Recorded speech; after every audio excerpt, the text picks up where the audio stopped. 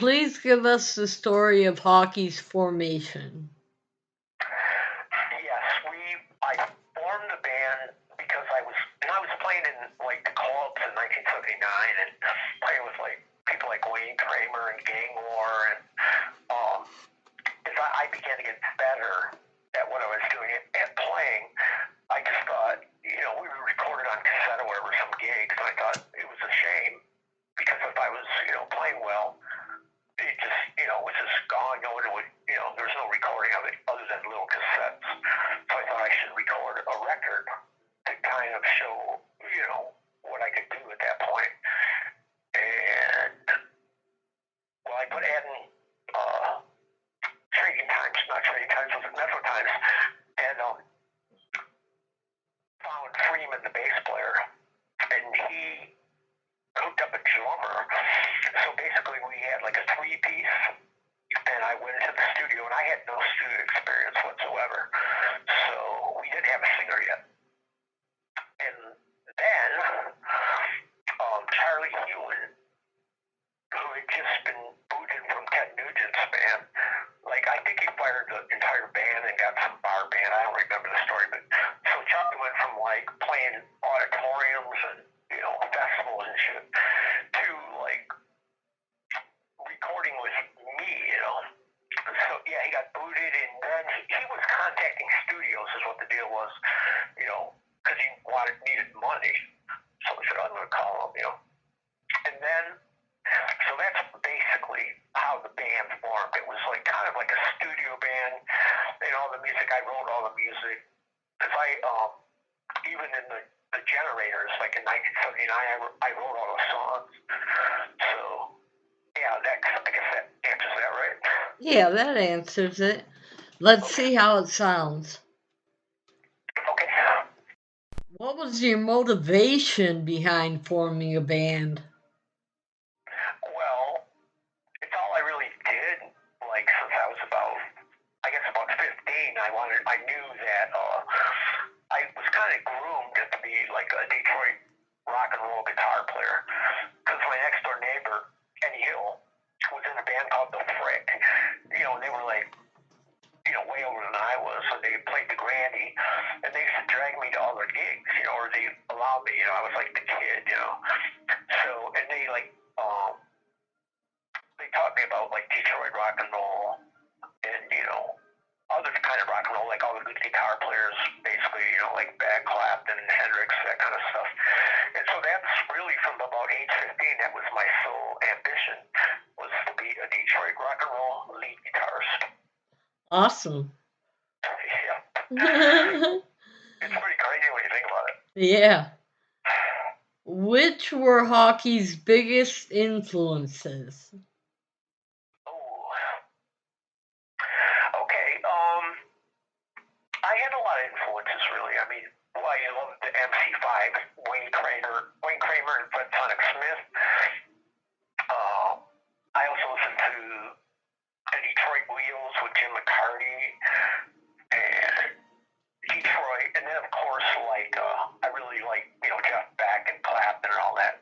But my style was my own because I had like I don't know, I have ADD or something like that. Yeah, I couldn't learn other people's tunes. I would like put the needle down. I was like, so I had to write my own songs. Okay. I could play what I wrote. What was the record that left you the greatest impression and inspiration? Oh boy, let me think. I think my favorite record to this day, just how it's recorded in the guitar sound, is "Are You Experienced" by the Jimi Hendrix Experience. That one, and Electrical Ladyland. Actually, all of Hendrix's. Awesome. Great. How was the scene in the place where you lived? How did the locals treat you? Oh, it was crazy. It was crazy back in those days. You go into a club, there'd be like maybe 100 people just crammed in there. And yeah, they treated me very well. It was kind of funny because I was forming, I was still in the Generators at that point before the Hawkey project, and it's just when like new wave and punk kicked in. So like we went in there, and all these kids are playing that stuff, and we've been like playing hardcore rock and roll.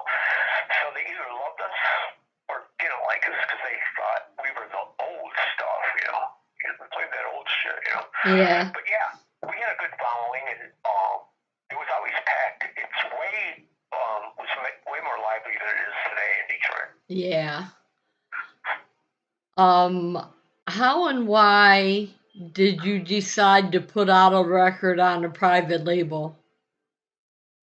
Or do your own release?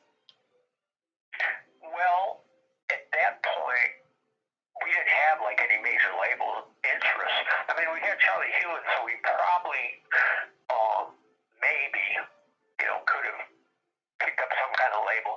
But I just wanted it out regardless. I was determined to put the record together. And then right after we were done recording Charlie, he went to Germany and with a band called Victory, and they got signed by Warner Brothers. So we lost him, But so it was just like a matter of I was just determined to put it out. So I had to pay, and I created my own label, 13 records with the Black Cat on top of the 13. Wow. Yeah, he's like an arch, black cat, in Halloween mode on top of the number 13. So it's the only record released on 13 records. Great. Which is the most memorable or favorite show that you played? Oh boy. God. I suppose it was, if you're talking my whole life, would be like I played Central Park, and that was freaky because I would see people as far as you could see, and there was like thousands and thousands of people. So that was the most memorable show. I was like scared. That's crazy. Yeah, but once we started playing, it was cool. Once we got through the first song, it was. Then you like lost all your jitters. Yeah. Do you recall any other independent bands from your area with a private release? I don't really know. I know there were a lot of bands back then at that point in time, but I don't really. There is one. There's one, and it was before my record came out, and it was a band called IOU, but they were basically playing southern rock, Uh-huh. Like they were like Allman Brothers and all that stuff, and I never liked that. It's too slow and ponderous. I like, hardcore kick-ass rock and roll. Right. What do you think of the resurgence of interest towards private metal records and bands? How do you feel that your output has become a highly paid collector's item? I was totally unaware of it until you contacted me and sent the questions. I'm like, oh, really? And it's kind of freaky because there aren't that many copies out there. But I did see, they were playing my stuff on a Radio Danube or something, which is a German, I think a radio station. But, I was unaware that the record was still being listened to and all that, so I'm actually very thrilled about it. Great. Do you believe that a real underground scene exists today? What is your opinion about music becoming today so easy to get a hold of via downloading? Well, for every musician, it's a shame because you put all the hard work into it, and then people are listening to it for free, or they're like passing on. One person will have the CD and make a bunch of copies and stuff. So the artists aren't getting the money. And as far as the underground scene,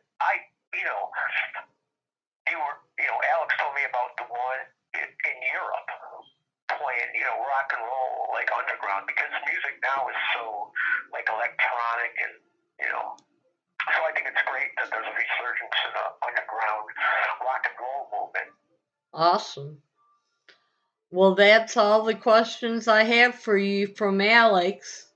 Oh, wow, that was easy. So the interview's over. Oh no. Hi, Alex. I'll just take you off of speakerphone as soon as I can figure out how. Okay, that was a lot easier than that. Writing it out would have really sucked. Hello.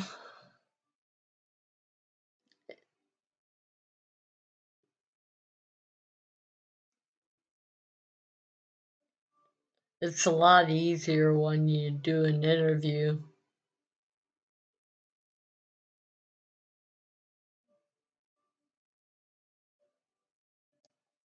Yep.